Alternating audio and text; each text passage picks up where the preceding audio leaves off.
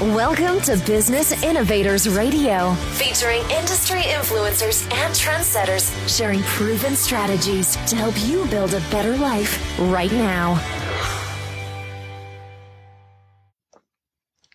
Hi, this is Tammy Patzer, and our guest today is Forbes Edelen. She is a media planning coach and brand message strategist with Busy Wife. She helps highly principled local business owners and operators who want to be known in their markets for their ethical business practices and high standards, rather than being the cheapest brand in town or the one who will work for peanuts. She helps her business clients to craft authentically charismatic brand messages and use simple, ethical marketing methods to sell more and grow profits without having to sell out their principles, chase after buyers, beg for sales, or twist themselves into pretzels trying to be who they are not. That is a mighty big order. But tell me, Yes. who do you help? Well, Tammy, typically the people who I most often help are restaurant owners. They're a large part, local restaurant owners are a large part of my client base. And the office buildings where restaurant owners are rent from, the office space, they often will hire me to make sure that the people, not just the restaurants, but the local people in those office spaces are a success for obvious reasons, right? If the businesses are a success, then if the tenants are a success, then the landlord is going to be a success, And so in addition to restaurant owners and operators, I work with professional service providers, and makers and small business organizations like SCORE, and the Inventors Council who work with small local entrepreneurs. So what are these people typically struggling with that where you can actually help them?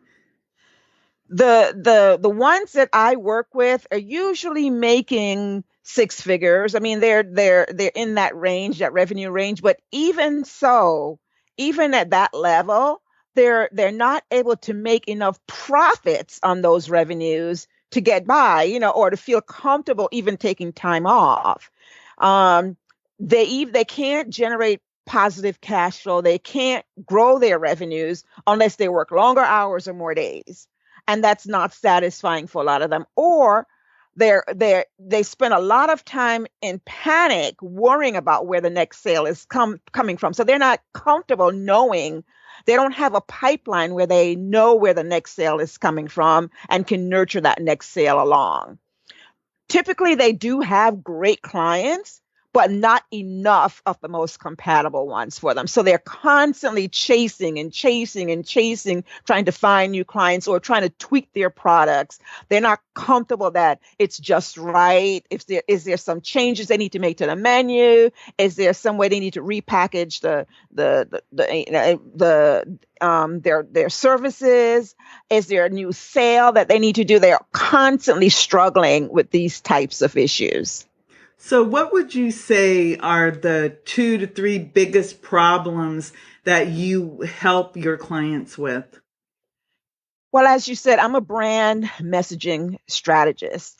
And what that really means is how you show up. I make sure that how they show up in their communications across all channels, wherever they interact or intersect with a customer or a prospective customer, I make sure that the communication that happens in that exchange is one that benefits the owner, that moves, that leaves a positive image in the minds of whoever they're interacting with. And when persons have a problem with messaging, it's gonna show up as them being largely invisible. They're gonna be like the best kept secret in a local market. Their customers rave about them, but not enough people know about them. You know, they're going to struggle, as I said, to find out, well, how do I package my services, my products? And at best, they get hit and miss results. One month they did great. That one worked really good. Another month, another couple of months, not so good.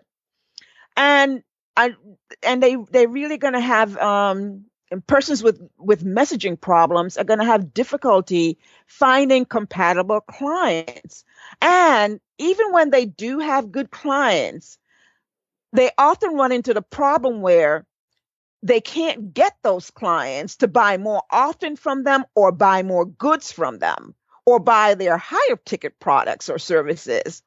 And even when customers have been with them for a while, they will go and buy other services from competitors because they'll say, I didn't even know you did that.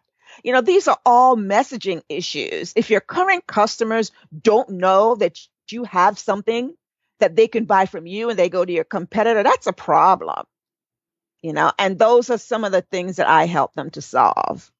Wow, those are all super huge problems. And like you said, they already have the clients and customers, but maybe their client or customer only thinks they do one thing. I've had that happen to me because Right. I've done Yeah. presentations on one topic. So all the Right. people know about is one topic. So since they have this problem of being invisible in their own backyard, basically, Yes. how do you help them solve that problem? Give me some examples of what you do to help solve that issue. Well, the thing is, I start with helping them to figure out what their a consistent, recognizable message. So, what is it that their customers want that they provide? Now, a lot of business owners get hung up on saying, well, I know that my customers need this. And so it's all about, I'm going to give them this. I was working with a fitness instructor. He says, well, customers, they need this. If they have this, they would be able to lose weight. They would be able to stay in shape. And I says, okay, but when they come to you, when those persons who come to you, what do they say they actually want? Do they say that they want that? Are they telling you that they want to to have more exercise? Or are they saying that they want something that they can do in 5 minutes? What is it that they want? You see, and so that's what I do. I first of all help them to get really clear in what customers want. And the way I do that is I have an exercise called a desperate problem. And there are 9 criteria that they have to examine to see if what they are offering matches what the customers want. How does the customer, how does the problem affect the or the potential customer emotionally? How does the customer recognize that what you think is the problem is the problem? And so we go through that exercise, and it's revelatory. They begin to understand the hot buttons, the things that the customers are really looking for them. And just to give you a quick example of that, if a person tells you, if a person who's looking for a car, if a person's car breaks down and they're looking to buy a car, that's what they need, right? They need a car to get to work. But Right. But even though they need a car to get to work, what do they want? Do they want a car that's, like in my case, I have my husband, is disabled. So I need a car that can handle a wheelchair really quick. And I want something that's dependable. That's it. I don't care about bells and whistles. Another friend of mine, she just wants a luxury car. It's a BMW or nothing. She just wants she just wants to show that she's successful, and she wants to broadcast it in her BMW. So we both need a car, but we both want different things, you see? And then you have to go beyond that and say, well, how does getting what you want transform the person? In my case, for example, when my clients know with confidence that when they can they can they know where the next sale is coming from. They can pay their bills. They can look in their checkbook and see that they've brought in X amount of revenues, and it's comfortable enough to have enough a profit margin to pay the bills. They can relax. They're not operating in fear-based mode. It just changes everything for them. And so that's the transformation that getting this right accomplishes. So that's the exercise that I take my customers through and let them really, really understand those things. What is the desperate problem? How do the customers want it solved? And how is that solving that going to transform them? So what is the foundation of your program, would you say? I think it starts with the desperate problem. And then from the desperate problem, you create the message? Yeah, from the desperate problem, we pull out from the desperate problem, which part of that problem are you best suited to solve in a way that no one else can? You know, there are 3 or 4 different vendors that may be able to provide food, or maybe to provide fast food, but perhaps you provide fast food with an experience, you know, or maybe you provide fast food for families, you know. So how do you do what you do differently? Or maybe you are the one who provides fast food um, for mothers who've just been sent home from the hospital after having their babies, or you are the person who provides romantic fast food. You know, however, it depends on the client, but how do you do it differently, not better? People don't really care that much about, who's better, because it's so subjective, isn't it? Yeah. You know, how I define what's better is very different, or what's the best is very different than how someone else defines what's best. So when you start competing on a message of we're better, I'm best, I'm the best, then you get into debates. But if you really want to be irresistible in your messaging, you really have to focus on what makes you different. That's what people care about. How is that pizza shop different from that pizza shop? Well, my pizza is made from, my pizza is the Northern Italian. It follows the Northern Italian menu, and they're very different between Northern Italian and Southern Italian, taste. So that's a distinction. So those are the kind of things. So you start with a desperate problem, define your difference, and then talk about your transformation. How does that difference transform you? Simply put, remember that old high school essay writing thing where you used to learn that you have to tell them what you're going to write about it, and then tell them what you told them? Yes. It's very similar. Tell them what you solve, what problem you solve. Tell them that you solved it. Solve it and then tell them that you've solved it. I know that for most business people, the biggest issue is being seen as a commodity, right, instead of as being the expert or the consultant or right, whatever, the expert in their field. So when you meet people, if someone were to ask you, what is your magic or expert ability, what would you say? Well, the way my clients describe it is my mind reading ability. Because I have a knack for being able to really size up situations and persons really quick. And so it seems like I'm a mind reader, And so the great thing about being able to do that is when you can size up situations quickly, then you don't have a lot of throat clearing time. There's always this throat clearing time, I call it, where you have to get to know each other and figure out how each other works and understand each other's preferences for communicating and preferences and all of that. But because I can size that up and get going quickly, we don't have to waste a lot of time on that, so trust gets built really quick. People move from start to results pretty quickly.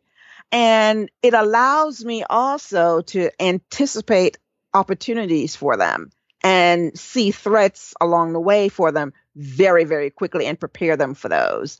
And so those are the things that kind of makes me stand out a little bit. I like what you said. You said listen between the lines. So you're Yeah. listening to them. And obviously you have a tailored program to help them pull out all this information that sometimes people just don't take the time to see or to look at, like, who is your ideal client? It's like everyone, and we all know that's not true. So when you're sizing up a situation and trying to come up with a competitive advantage, how do you help people gain that competitive advantage in the field of, say it's a restaurant? How do you help them, wipe out their competition? Well, a couple of things you have to do. And to answer that, let me first give you an example that sounds like it's not related, but I'm going to connect the dots. Okay. In high school, I used to run track. I was a quote unquote track star. Really, I used to compete practically on the Olympic level. And so at that level, everyone is an elite athlete. So the difference between winning and losing is really like points of a second. You know what I mean? And so the thing that you have to do in a situation like that is to figure out what is the thing that's going to give you that point. And so when I used to run the 220 relays, and the one thing, what do you think the one thing is that made the difference between winners and losers in the relay race most often? What do you think? Mindset? No, surprisingly, it's not. It's the passing of the baton. Makes sense. Yeah. Team members lose time in awkward and not passing the baton right. And so what I used to do as the captain of my high school team, we used to practice passing the baton. That's it. We spent 60% of our practice time passing the baton. And we won, we were undefeated in like 3 seasons of high school. And so many times, the thing that made the difference was that we didn't lose time passing the baton. Well, I do the same thing. I follow the same principle when I work with business owners. I look at what is the one thing in the marketplace that everyone needs to do that most drop the ball doing. And I make sure that they do that better than anybody else and more consistently than anybody else. And do you know oftentimes what it is? Follow up. I agree. Follow up seems to be the big bugaboo. They do not follow. They neglect customers. If you neglect customers, you'll never get over that struggle for customers. You'll never be able to. You'll always be fighting and chasing and begging for sales. You'll always be invisible. You'll always have people who you think should know what you do go to someone else, and you'll always be viewed as a commodity. The thing that separates Disney from the other guy is their follow-up. They wow people with their follow-up, and the follow-up makes you irreplaceable. And that's what my charisma messaging is all about. It's not just about being irresistible. You have to be irreplaceable. And what makes you irreplaceable is your ability to follow up. If business owners get nothing out of this and they commit to following up with their customers, it will wow them and they will never go broke.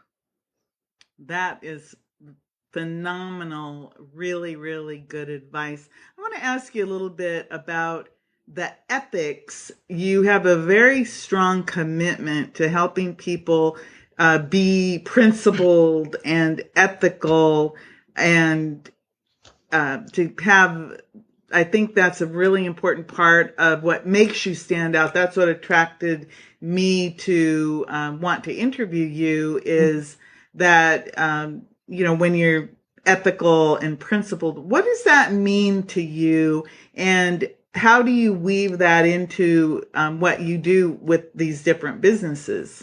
Right.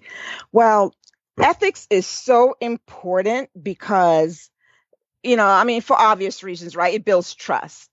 And with trust, business happens faster, and you last longer. So trust is a key component of every good business relationship, and good ethics builds that. Now, the thing is, a lot of people, when they think of marketing and they think of business practices, they don't usually think of that in ethics. They assume that, every business owner is going to, you know, getting away with something. And business owners don't trust marketers for the same reason. And so for me, it's very important that when I work with a business owner, that they are committed to doing right by the customer. And if they are not, and I sense that they are shady, I can't work with them. You know, when they make a promise to the customer, they've got the customer, they've got to stand by that, even if it puts them at a disadvantage.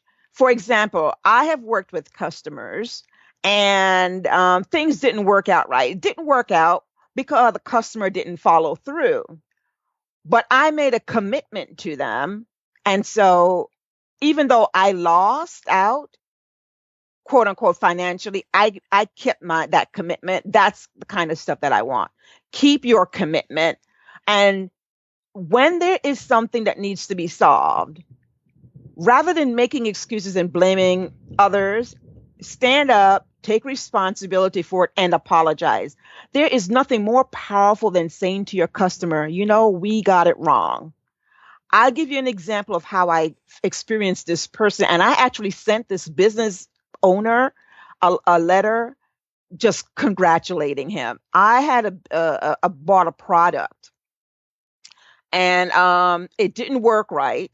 And I called customer service and I was on hold like for hours, 3 days in a row, and they kept telling me that someone would call and they kept billing me. It was a mess. I was so furious. And I finally said, cancel this darn thing. I don't want it. Be done with it. I didn't hear back from anyone. Then a couple of days later, I get a note saying, "Hi, we would like to thank you for your service and like to know how you did." I'm saying, are they kidding me? So I responded. I said, "I cannot believe that you would send me this message after my experience." And I outlined what I went through. I sent it to them and I said, "This is clearly some kind of internal communication issue. And it's just horrible. And I'll never do business. I don't want to even see your name again." Would you believe that the president of the company wrote me a letter and said, "You know what? We got this wrong. You said that, obviously we were tone deaf. You are so right. I cannot believe the colossal mess we made of this, and we are going to make this right. You don't have to ever use us again, but I'm going to still do this for you. And then just so you at least get the service and get 6 months more, and then you can leave. But I at least want you to get something." I was so impressed that I'm a customer of that. company right now. That to me is an example of ethical business practices. That's a really good example. Let's get into some of the nuts and bolts of your brand messaging and talk about some misconceptions and myths, because I know a lot of times, again, brand messaging, people will say, well, I am not my brand, my business. And there's so many misconceptions about our message. And it's kind of like, once we have our brand message, do we just have that brand message forever? Like if I came up with my brand message in 1970, is my message going to still be the same in 2016? Some people would say yes, and some people would say no. What is the myth and the reality of our messages that we give to people? Yeah. Yeah, that is one of those myths, Tammy. Yeah, that, it's you said it once, do it once, set it and forget it. And that is so wrong. It is so far off base. No, you must update your message. 3 to 7 years is what research is telling us, right now. But that changes, because it depends on several factors, right? How rapidly the market changes, how rapidly technology advances in your particular space, how often is the turnover in your competitive marketplace, right? And how often do customer tastes shift? Government regulations change and customer demography, right? We see examples of that all the time. Customers taste shift from meat to veggie to more health type meals, light meals. They don't want a full big heavy plate. And so I have a restaurant owner. He's into, hey, I give them a full meal and they come in there and they have a plate that they can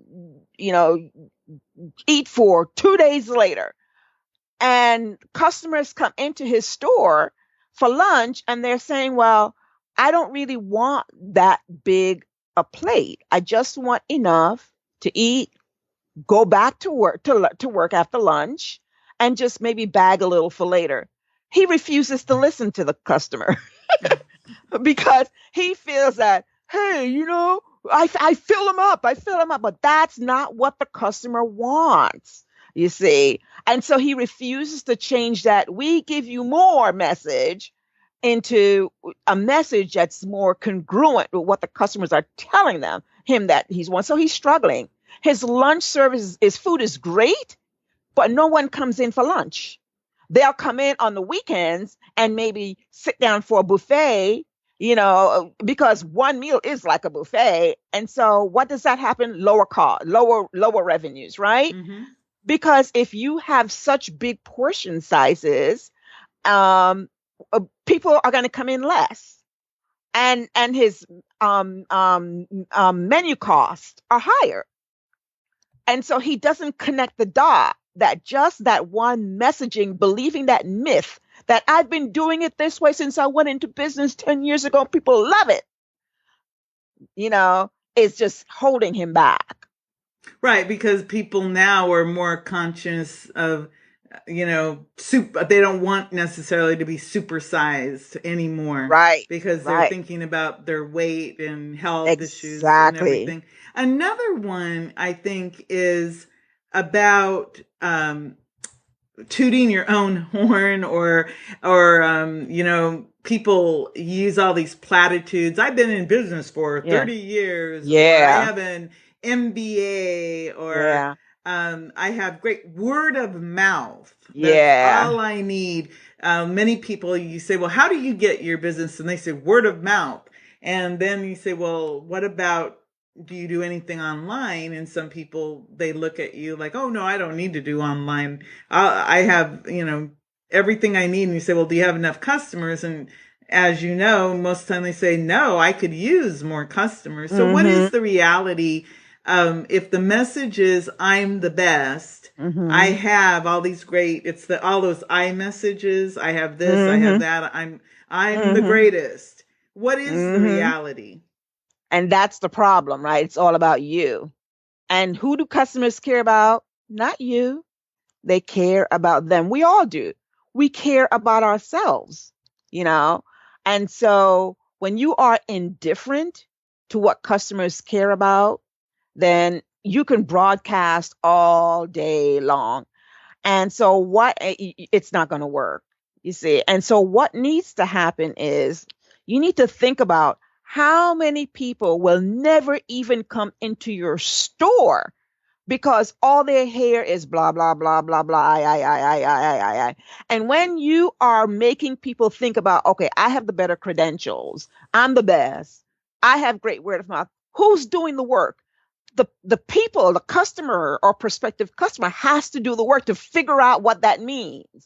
They have to figure out, okay, so this person's credential is that better than that person's, and so when you're making the customer, making the audience do all that work, it's too much work for them. They're going to go someplace easier where someone says, look, you can come in and in 30 minutes, you can be served a meal that's filling, Tastes good. affordable and back to work. Yeah. And you won't sleep afterwards, but you'll be full of energy and able to work through the rest of the afternoon. That's it. That's all they care about, you see. And so you even so by not by focusing on I, you're going to lose out a segment of the population that won't even go beyond that. And then those who come into your store, if the people who interact with them when they come into your store, again, don't take advantage of the opportunity to really reinforce what you're doing for them. Hi, how can we take care of you? Hi, we would love to be able to follow up with you and give you a great gift for coming in today. Give us your name, email here. Those are the kinds of things that really kind of build momentum. Those are the kind of things that show the customer that it's about them, as it should be, as opposed to being about you. I think that's really good advice. Wow, you've given us a lot of really, really good information. Where can we find out more information about you and your services? Well, my website is busywife.com. We're in the process of remember I said that you need to, update your message and your on your website. So, well, we're in the process of doing just that right now on mine. But busywife.com, and that's it. That's primarily if persons want to email me, they can email me at contactus@busywife.com in the meantime as well, because I'm happy to answer any personal messages. And that's the way that I connect best with people individually. And so I love getting email questions and requests and stuff. So absolutely send me an email at contactus@busywife.com. Okay, great. And you also recently co-authored a book called Change Agents in High Heels. So it sounds Yeah. like it's a book written for and by women. You have a little bit of a special offer for our listeners. What is that? Yeah. Well, so often, Tammy, transforming a business, really getting clear on your message, really building a charismatic brand message, and really being perceived as irreplaceable in the eyes of in your marketplace really depends on the transformation of the business owner. And so because of that, that's an issue that really is near and dear to my heart, helping business owners to see that often they need to transform themselves if they want to transform their business. So that was the motivation behind this book. It's a book co-written with 7 professional coaches in different fields. And it really demonstrates how working with a personal coach can help you make personal transformations in so many different areas. And so, yes, it's available on Amazon. And I'll be happy to give audience members a free copy if they just email me at publishing@busywife.com or contact us at busywife.com, either one, and just put change agents in the subject line, and I'll be able to get you a free copy. Wow, that's really great. Well, I really, really appreciate all of the great tips and information. You gave us a lot to think about and a lot of really high quality information, especially about how to not be a commodity. I really appreciated that. So I'd really like to thank you for all your time today. Thank you, Tammy. It was wonderful. I really enjoyed it myself, and I'm sure that I wish your audience members a lot of success. Good. I appreciate it. This is Tammy Patzer. Go make it a great day. Thanks for listening to Business Innovators Radio. To hear all episodes featuring leading industry influencers and trendsetters, visit us online at businessinnovatorsradio.com today.